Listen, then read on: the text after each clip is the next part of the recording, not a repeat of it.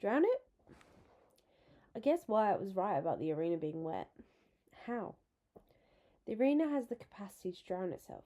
Creating the tribute ecosystem requires electricity, plumbing, heating, cooling, ventilation, everything your house would have, says BT.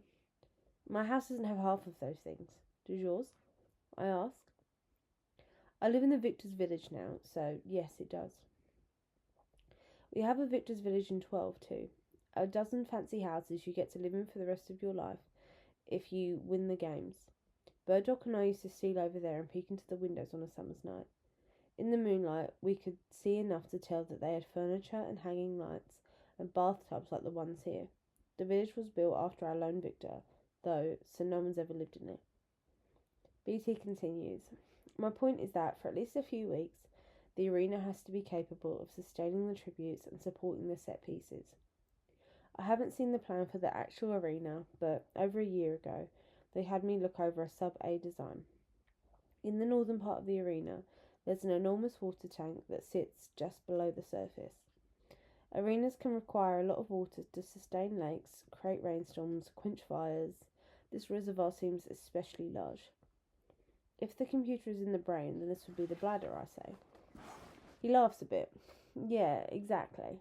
And once the bladder is ruptured, it will flood the brain, leaving it inoperable. My brain starts to get flooded as well. But if I can't reach the brain, how will I reach the bladder? Throughout the arena there are hatches. Throughout the arena there are hatches that connect the surface to the utility corridors below. You will enter through one yourself. The hatches are used by the game makers to introduce elements to the arena. You'll access the utility corridors by way of a mutt portal. A mutt portal? I repeat. Yes. The plans show dozens of these. It must be a mutt-heavy program. I try not to think about the weasels. Okay, so I find a mutt portal, climb down the utility corridor, locate the tank, and blow a hole in it, releasing the water. Gravity should take care of the rest. It will naturally flood sub-A. I feel overwhelmed. Okay, hold on. This is a lot. How am I supposed to blow a hole in the tank? Are you sending me in there with explosives? It won't just be you. You'll have Ampert. At the mention of his son's name, his voice catches and a spasm of pain crosses his face. This plan sounds pretty dangerous, I venture. Maybe I can do it without him. For the first time, his agony breaks through the restraints. They reaped him to kill him, Hamish, to punish me. I can think of no realistic scenario in which he does not die. I can only hope that his death is quick and not in vain. I know he's right. Even without this wild plot to break the arena, Ampert's marked for death like me. If the careers don't take him out, the game makers will. I'm so sorry. I'll try and look out for him in there. Don't let him suffer, whispers BT. I'll do my best, I promise. That's a great comfort to me, thank you. He wipes his glasses and settles them firmly back in place. So do you know how to use explosives? Oddly enough, I do, a bit. We have classes in coal production. Dull as dust usually, but since we're the future miners of Panem, they do show us how the coal gets mined, which can involve placing explosives in a hole in the rock, inserting a blasting cap with a length of fuse attached, and then lighting it. We practice with this fake stuff. Inert, they call it. The real stuff can kill you. I know the basics, I say, for the coal mines, but where am I going to get the fuse and... We're working that out now. How to smuggle the materials past security. But unlike the components used in the mines, which I'm sure you know can be deadly, I've specifically designed these to be safe, both chemically and structurally. They cannot be set off unintentionally by you or anything else. To set them off, you will need to fully assemble the bomb correctly and light the fuse with fire. This makes me feel a little calmer.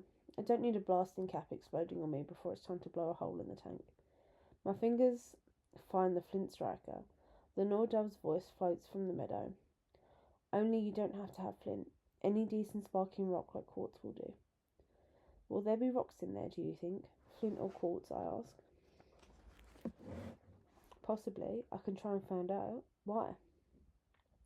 If there are, I can handle that last one. I lift my chin and display my gift. Flint striker. BT looks impressed. Very clever. Never underestimate 12, as I always say. You do? It'd be nice if someone said something approving about us for a change. I do. You just don't think like the rest of us. You've done a better job of holding on to yourselves despite the capital. They think we're animals, so that helps. Wirus appears, startling us. You better finish. A repair crew just pulled up out front. It could be any time now. More to come. Don't tell anyone what we've discovered. What we've discussed. It's fine. BT vanishes in the dark. Best get to bed. Wirus instructs me. I return to my watch in the bedroom. After a few minutes, the power surges back with a gush of chilled air and a constellation of lights. A jump of BT's instructions fills my brain. What did I just agree to? Mutt portal, bladder, explosives. How on earth am I going to pull that off?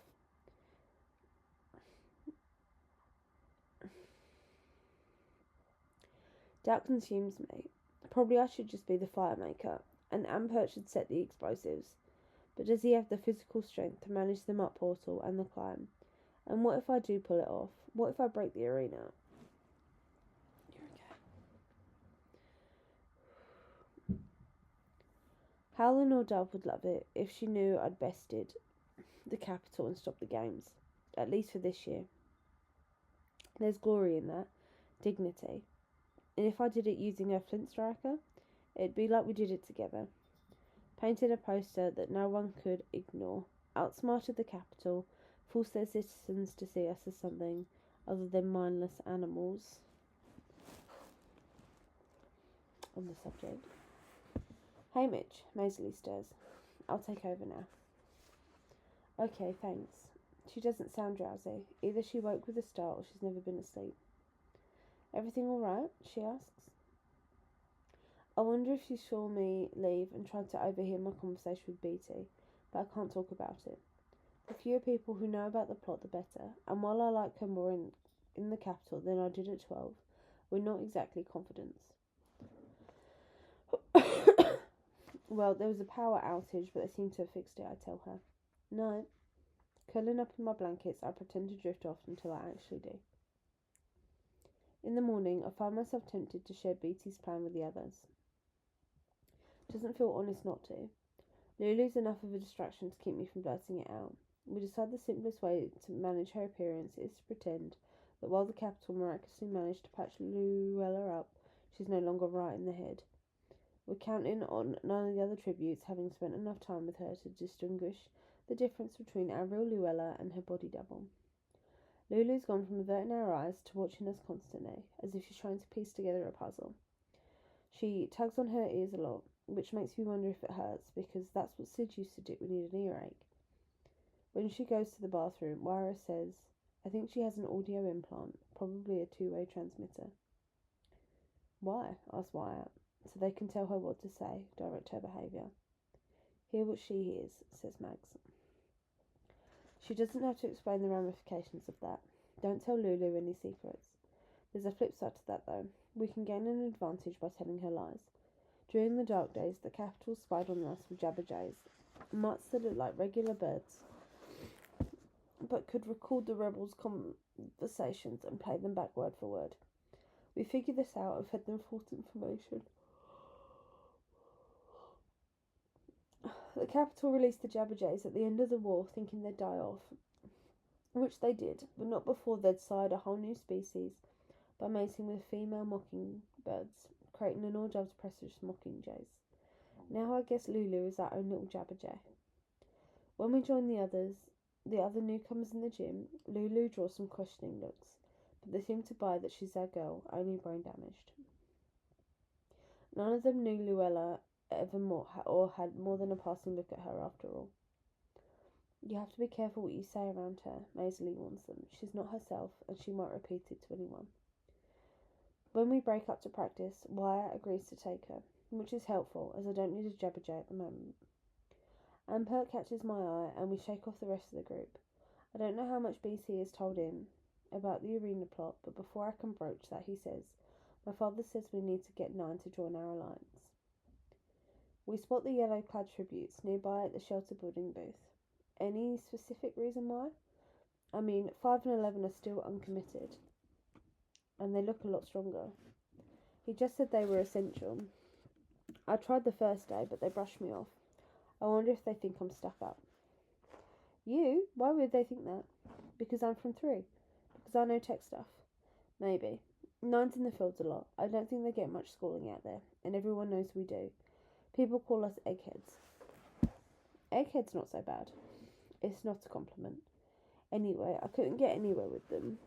They're not big talkers. Like my pa, I think. He was plenty smart. Just didn't feel the need to share every thought that trooped through his brain. Nor did he much trust people who did. A lot of the minors are like that. I'll give it a shot, I tell Ampert. Why don't you have another go at 11? Halfway to the booth, Maisley intercepts me. What's going on? This could mean one of several things, especially if she was just eavesdropping last night. I decide to play it straightforward. Just going in for 9. Do they need help with their tokens? We turn to assess their token situation. They each wear a necklace of braided grass with a fist-sized sunflower hanging from it. Maisley answers her own questions. Oh my word, yes, those are hideous. But you have to give them credit for trying, poor things. I guess salt dough clay's all they could get their hands on. I know the stuff. Once over at Burdock's, his ma mixed up some white flour, salt and water into a dough and made all us kids make little animals and stars and things. Too wasteful for my family, but the Everdens could afford it on account of being hunters and having a little more disposable income. Nothing like the Donners, though. Yeah, I said. I guess they ran out of gold. Maisley starts for 9, but I step in to stop her. Stop. We need them, Maisley, and I can't risk you insulting them when you think you're being helpful. Anyway, their tokens aren't so bad, just kind of... I struggle to describe the lumpy, over-bright yellow flowers. Gaudy, chunky, shoddy. And that's why I'm going in alone. She shrugs and walks away, but not too far. Just to a nearby food preparations booth. Skinning squirrels, making bread on your campfire coals, roasting stuff on a stick. Like we're all going to a cookout. I get the shelter booth in time to participate in a session with the 4 District 9 tributes. I can't help thinking about what Mag said, that we'll likely be on the move, but maybe I can throw something together quick in a rainstorm. While this booth isn't dedicated solely to tarps, they're certainly featured. You can make a shelter by tying one between trees, or tying a rope between trees, draping the tarp over it and anchoring your tent with rocks, or finding a fallen tree, leaning branches against it and covering it with a tarp, or building an A-frame from branches and throwing the tarp over it. 2 tarps, use one for the floor. There are no tarps in the arena. They're going to have some mighty disappointed tributes. Other tips including using your weapons, preferably an axe or a knife, to cut brush and branches, finding a flat surface to build on so if it rains, the runoff doesn't soak you. We're supposed to work alone, so we each get a tarp and have at it. A half-dozen upright posts and a thick column lying on the floor stands in for trees. I build a tent by fastening a rope between trunks and arranging a tarp over it, while quietly observing District 9. Their faces still healing from their last sunburn from home, their calloused, capable hands, their lean, muscled arms, their quiet efficiency. Even without BT's directive, I can see that they'd make good allies. Just as I'm joining a couple of them at the rock pile, who saunters up but Panache? He's full of himself, grabbing a tarp and some sticks, like he's even been at the lesson, and taking it over the middle of the fake forest. The instructor frowns because she automatically hates him too, and I can feel District 9 shifting, so he's not directly in any of their sightlines. I ignore him, carrying my rocks back to my site, and start pinning the tarp edges to the ground. Panache singles out the biggest guy from 9, since of course he thinks he'll be their leader, and corners him against a fallen log. We've been thinking about letting you guys join our career pack. The guy's face shows no emotion. No. Not no thanks, or no for now, but we'll talk it over. Just a flat, definitive no. Then he goes back to laying branches against the log. This doesn't land well with Panache, who clearly thinks he's offered them the moon. No. He takes a threatening step towards the guy, then notices the peacekeeper. Hand on his taser and stops. What are you looking at? He says to the smallest girl from 9, who's not looking at him, just making a bed from pine needles. She refuses to meet his eyes, which make him nuts. He snaps. Fine, we'll kill you first then. Stepping forward, he yanks the sunflower from the grass braid and hurls it to the floor. The token shatters into a dozen pieces. Panache plows into the crowd before the peacekeeper can respond. A small pained cry escapes the girl's lips as she crouches over the bits. The sunflower mattered, I think, even more than it being her last handful of home. I bet someone close to her made it. Her ma or pa, her sister or brother, someone she loves. They made it to protect her and remind her how precious she is, and give her something to hold on to at the end. If the unthinkable happened and her name got called at the reaping, and now it's chunks of salt flour dough dabbed in yellow paint. The other tributes from 9 gather around her, viewing the wreckage as silent tears roll down her cheeks. I don't know what to do. I wish I could comfort the girl, but I didn't even know her name. And I can hardly make the move now, even if BT says 9 is essential. I'm racking my brains when suddenly there's Maisie, kneeling across from the girl, mixing up some white gooey stuff on a leaf with a twig. She doesn't ask permission, she just carefully arranges the broken pieces into their original form, and begins to smear goo on the edges and glue the sunflower back together. And all of 9 just stands there, speechless, letting her. I notice a little piece of yellow by my boot and retrieve it, then cross to add it to the sunflower puzzle. Squatting down next to Maisie, I ask, what is this stuff? It's glue. I made it with flour and water and salt from the food booth. It's the best I could do. She addresses the girl. After it's mended, you'll have to be very careful with it. Since I couldn't heat this up, maybe your mentor can find you some proper glue at the quarters, but for now this should hold. The girl wipes her tears and nods. Given the lack of communication, I take that as an opening. That a sunflower? She nods again. I love those things. My ma tries to grow them in the garden every year. Guess yours are finer though, with all that sun you have in 9. There's a pause long enough to make me think I failed when she quietly offers, we have big fields of them. Yeah, but that's a pretty sight. I spend a minute as if contemplating it. My girl back home, she sings a song about sunflowers, an old-timey song. Since the 4 tributes look somewhat interested, I give it a go, even though it's a little weird. Ah, sunflower, weary of time, who countest the steps of the sun, seeking after that sweet golden clime where the traveller's journey is done. Okay, maybe too weird. Maisie has her lips pressed tight together like she's trying not to laugh. Nothing from the rest of the group. Ampert's right, these 9ers are not a chatty crew. I fool John. Well, it sounds better when she sings it. The girl laughs a bit, but not mean. I'm Hamish, by the way, and she's Maisie. Kerner, you're with Ampert. Oh, yeah, I say, like it's the farthest thing from my mind. A bunch of us are teaming up, calling ourselves the newcomers. I don't reissue the invitation to join. Let them come to us. He asked us to, Kerner says. We said we didn't want to. I said the same at first. Then I thought, many hands make light work. Okay, thanks for the homey aphorism, Mormor. I'm worried that it sounds idiotic given the circumstances, but they all think it over. There, says Maisie, fitting on the last piece back in place. Looks good as new. She re-knots the grass braid and carefully places it around Kerner's neck. Remember, see if they can get you some real glue at the apartment to reinforce it. Thank you, Maisie, says Kerner. The instructor tells us we have to make room for a new group. We're running out of conversation anyway. I know if they're reconsidering, they'll have to discuss it before they accept. Maisie and I join District 11 at the knot tying booth, where I struggle with a square knot while she replicates everything they show her on the first try, even the snares. Now you're just showing off, I say. She rolls her eyes. Yes, I'm sure the careers are quaking in their boots looking at my clove hitch. Let's go throw some axes. At lunchtime, without another word, the 4 baby chicks from District 9 sit amongst us. Ampert has brought in 11 as well. We're now 8 districts strong. At the far end of the bleachers, the orange-clad District 5 have teamed up with the careers. The lines are drawn. They've got more trained fighters, but we outnumber them 2-1. Wyatt can hardly contain himself as he calculates the odds. The game makers buzz with this new development, gesturing at a steeping conference, factoring the dual alliances into the games.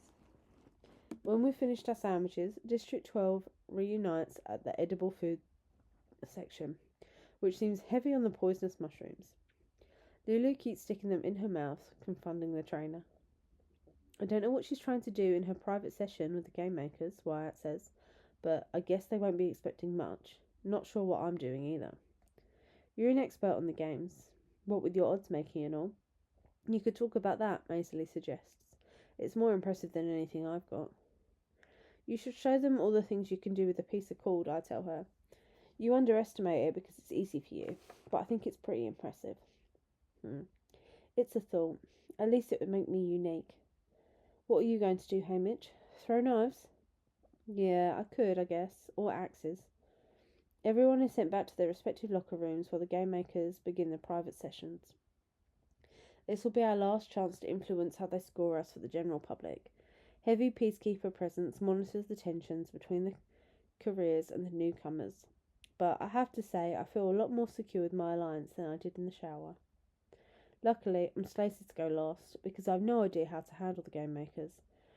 Surely they have footage of what went down at the reaping. Me attacking the peacekeeper and being punished with the trip to the games. And they witnessed my subversive act at the opening ceremonies live. No telling if they know about President Snow's ultimatum in Plutarch's library. I've avoided thinking about that encounter and how he threatened me with a slow, agonising death for my loved ones to witness at the game's opening. I'm not planning to do anything else to call him out before the games begin, and now that I'm part of the plot to break the machine, I can only hope that they will keep me alive long enough to carry out my part of the plan. So, what I can show the game makers that will reassure them that I'm now harmless to the capital. A dramatic shift to being a compliant tribute will be hard to sell. Another wrinkle is Lulu. They must know that I know that she's a fake, especially since Luella mattered enough for me to carry her lifeless body to the president. Maybe she's the key. Maybe I can say that Luella was the one thing I cared about protecting in the games, and now I'm all about myself. That I'm using the alliance for one purpose, and one purpose only. That I'm determined to win these games and get back to the girl I risked everything for, and the family I had a touching goodbye with.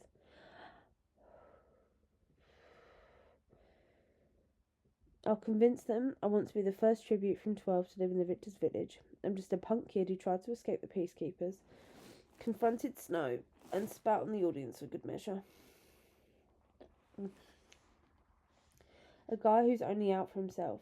It's the one way I might be able to sell myself to the game makers without rousing suspicions about my greater ambitions. To paint myself as a selfish troublemaker determined to get home and live out his life as a rich and famous victor. The gym's deserted when I walk out, my footsteps echoing off the walls, except for the neat row of game makers in the bleachers. The head game makers, Faustina Agrippa, a short, ample woman with close-cropped metallic silver and gold curls, is distinguished by the purple fur collar on her snowy robe. She appraises me, then commands, "Tell us about yourself." I cock my head, look her dead in the eye, and say, "I'm Hamish Abernathy, from District 12. I shouldn't be here. I was raped illegally, but no one cares. My neighbour Luella McCoy was the only person I gave a hang about, but you killed her and brought in a body double. So that kind of frees me up to win these games." What makes you think you can do that? We haven't noticed that you possess any outstanding skills, the head game maker says. Really? I smirk, because from where I'm standing, looks like I came up with 31 people who promised to defend me, but maybe that strategy is a little too subtle for you. Her mouth tightens. And you're willing to let them die? Why not, lady? You are. They dismiss me. I'm hoping I pulled off unlikable, but focused on winning the games. If I can score in the mid-range, maybe I can still get a handful of sponsors. On the way out the door, the peacekeeper collects my token for inspection. I run my fingers over the inscription and press my lips against the bird before placing it in a little basket marked with my name. It kills me having to let it go, knowing that they may take it as unfair and dispose of it. And besides the heartbreak, losing it means I will have to find another way to make fire to carry out Beatty's plot. On the other hand, it's the capital, and they may see it just as a pretty necklace. Either way, my neck feels naked without it. None of us talk on the van ride home. After a dinner of roasted chicken and mashed potatoes, we gather around the television in the living room for a special announcement in our individual scores. On a scale of 1 to 12, the careers mostly land in the 8 to 11 range, with the exception of District 11, who bring in similar numbers. The newcomers generally manage between 4 and 7. We're announced last. Maisie and Maya each get a 6. Lulu pulls a 3, and me, I get a 1.